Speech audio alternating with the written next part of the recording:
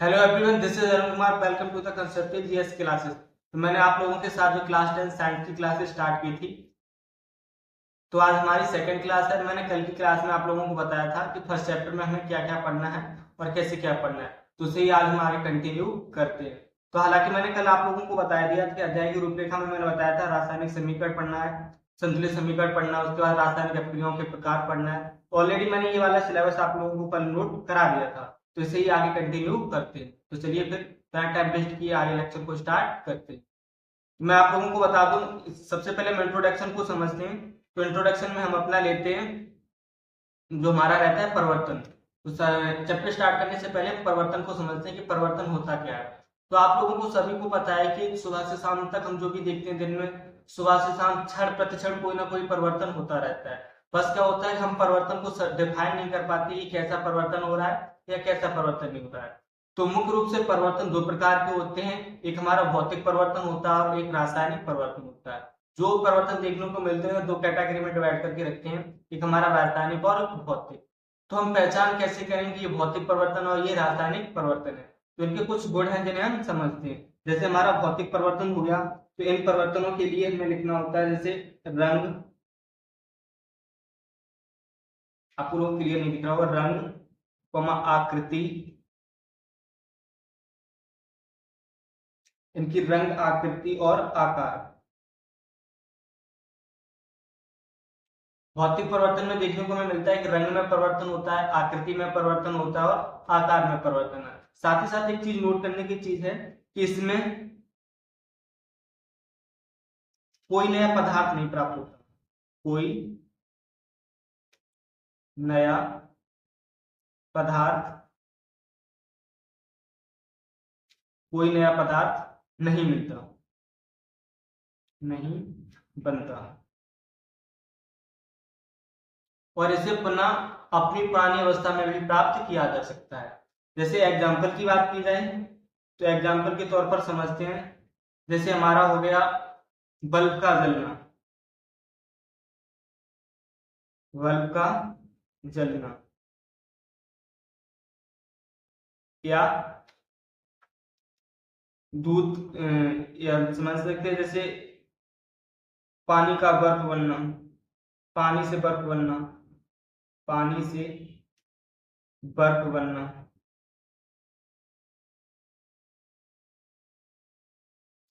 ये हमारे एग्जाम्पल हुए। इनमें समझने की बात ये है कि देखो जैसे बल्ब का जलना हुआ, इसमें कोई भी परिवर्तन होता है, आकार में परिवर्तन हो, कुछ भी परिवर्तन हो, लेकिन इससे हमें कोई नया पदार्थ प्राप्त नहीं होता है। ऐसा तो नहीं बल्ब के ऑन करने से हमें कुछ नया बन जाता है, बल्ब ऑन होने के बंद नहीं होता है। या पानी से बर्फ बनना, जब पानी से बर्फ बनता है तो कुछ नई चीज नहीं बनती, इससे हम वही व्यवस्था रहती है, यानी कि मूल अवस्था में कोई भी परिवर्तन नहीं होता है। आसान शब्दों में एक चीज याद रखना है कि जब भी भौतिक परिवर्तन होगा तो कोई नया पदार्थ प्राप्त नहीं होगा। वही बात रासायनिक परिवर्तन की जाए तो रंग में परिवर्तन मिलता है सेम, आकृति में परिवर्तन मिलता है हमें, उसके बाद आकार में परिवर्तन मिलता है, साथ ही साथ एक होता है ताप में भी परिवर्तन होता है, यानी तापमान में भी परिवर्तन होता है, तापमान यानी टेम्परेचर में भी परिवर्तन होता है। और एक चीज रहती है इसमें, वायु भी ऊष्मा भी उपस्थित रहती है, ऊष्मा की उपस्थिति। इसके साथ ही एक चीज ये रहती है कि एक नया पदार्थ प्राप्त होता है। और एक चीज है, एक चीज याद रखने वाली चीज है कि भौतिक परिवर्तन में उससे दोबारा प्राप्त किया जा सकता है। जैसे हमने पानी से बर्फ बनाया, तो बर्फ से हम फिर पानी बना सकते हैं। जैसे बल्ब को हमने ऑन किया है, उसे फिर से ऑफ कर सकते हैं। और एक चीज है कि कोई नया पदार्थ प्राप्त नहीं होता है। जब बात रासायनिक की जाए तो रंग में परिवर्तन मिलेगा, हमें आकृति में परिवर्तन मिलेगा, साथ ही साथ एक चीज क्या है कि हमें एक नया पदार्थ भी प्राप्त होता है। और इससे पुनः, और दूसरा उसमें हो जाएगा, इससे पुनः पुरानी अवस्था में नहीं लाया जा सकता, पुरानी अवस्था में नहीं ला सकती। जैसे एग्जाम्पल की बात की जाए, दूध से दही बनना, दूध से दही, दूसरा समझ सकते हैं जैसे भोजन का पकना, भोजन का पकना, इन एग्जाम्पल के तौर पर समझ सकते हैं।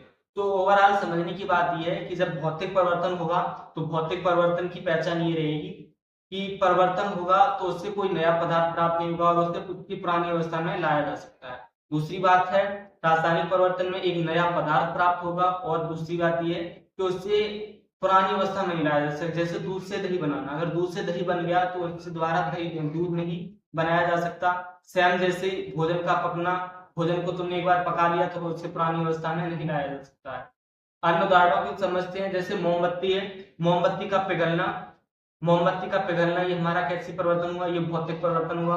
और मोमबत्ती का जलना ये कैसा परिवर्तन हुआ, ये हमारा रासायनिक।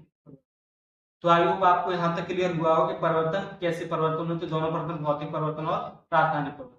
मुझे लगता है कि अब आपको कोई डाउट नहीं रहेगा। हालांकि एग्जाम में कभी ये नहीं पूछता है कि भौतिक परिवर्तन की परिभाषा लिखिए, रासायनिक परिवर्तन की परिभाषा लिखिए। वो सिर्फ आपको एग्जाम्पल देगा, पूछेगा इसमें कौन सा परिवर्तन है। तो चलिए फिर आगे देखते हैं। इसके बाद हमारा स्टार्ट होता है रासायनिक समीकरण, यानी रासायनिक समीकरण क्या होता है।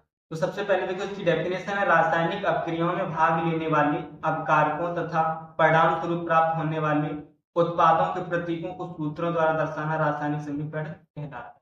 यानी जो हमारी रासायनिक अभिक्रिया होती है उसे प्रतीकों या सूत्रों द्वारा प्रदर्शित किया जाता है, वही हमारा रासायनिक समीकरण कहलाता है। जैसे हमारा एग्जाम्पल है सोडियम, सोडियम ये लिखा है हमारा रासायनिक, जैसे ये लिखा है सोडियम हो गया, जल हो गया, तो बन रहा है हमारा सोडियम ऑक्साइड और हाइड्रोजन। ये हमारा किसी रासायनिक अभिक्रिया है, लेकिन इसे सूत्रों में हम जब दर्शा देंगे तो ये हमारा क्या हो जाएगा, रासायनिक समीकरण। जैसे सोडियम क्या होता है, सोडियम Na होता है, प्लस जल हमारा क्या होता है H2O होता है।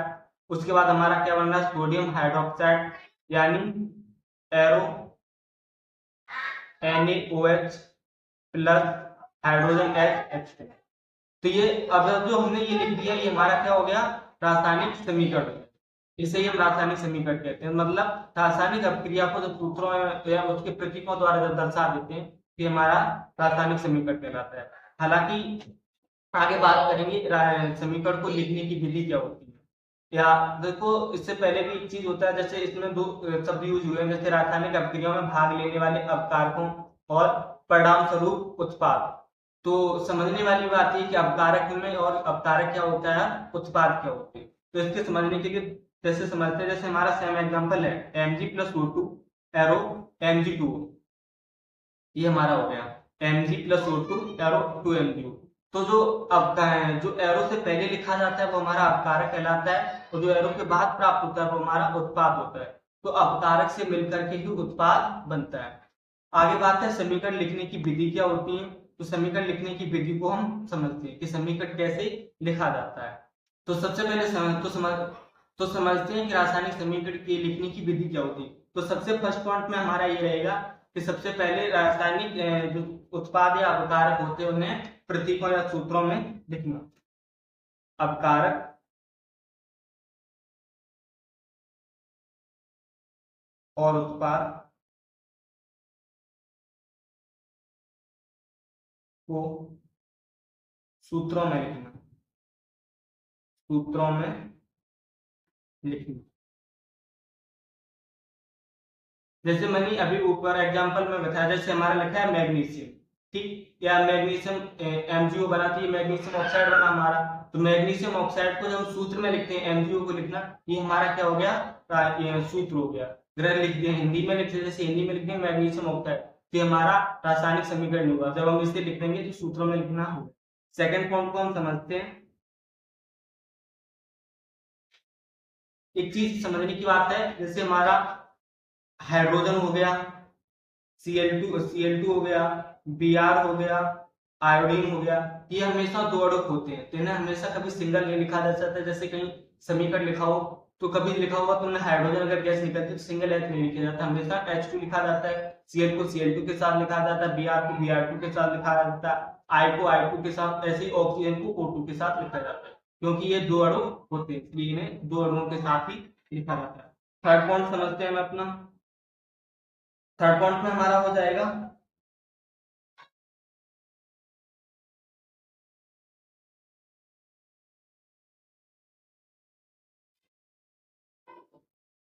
तो हमारा थर्ड पॉइंट हो जाएगा जैसे अपकारक एक से अधिक अपकारक हो हमारे, एक से अधिक अपकारक, एक से अधिक अपकारक होने के साथ हम क्या करते हैं, प्लस से जोड़ देते हैं, प्लस से जोड़ते हैं, प्लस से देते हैं। जैसे एक से अधिक अपकारक का मतलब जैसे हमारे यहाँ पे mg प्लस O2, ये हमारा अपकारक है, अपकारक है हमारा mg हो गया प्लस O2 हो गया। जब हम दोनों को जोड़ेंगे तो बीच से किस साइन से जोड़ते हैं, प्लस साइन से जोड़ते हैं। फोर्थ पॉइंट समझते हैं हम इसका। फोर्थ पॉइंट है अपकारक, अपकारक और उत्पाद, अपकारक और उत्पाद के बीच एरो का चिन्ह लगाते हैं। जब हम अपकारक और उत्पाद लिखते हैं तो अपकारक और उत्पाद के बीच में एरो का चिन्ह लगाते हैं। हमेशा याद रखने की बात है, जो एरो का साइन लगता है वो हमारे अपकारक से उत्पाद की ओर लगता है। उसके बाद हम लास्ट पॉइंट लिखते हैं,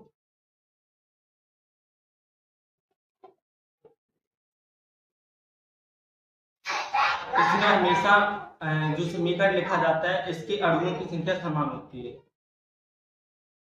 समीकरण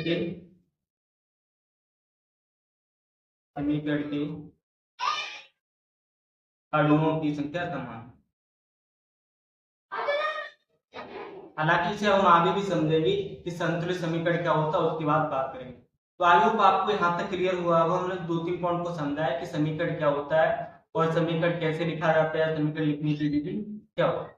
तो आज के लेक्चर में बस इतना ही रखते हैं। हालांकि आज हमारी शॉर्ट वीडियो हो रही है, लेकिन कल से प्रॉपर क्लास, फुल क्लास को कंटिन्यू करेंगे। तो फिर आगे मिलते हैं, कल इसे आज कंटिन्यू करेंगे। तो आज की वीडियो में आप लोगों का जुड़ने के लिए बहुत बहुत धन्यवाद।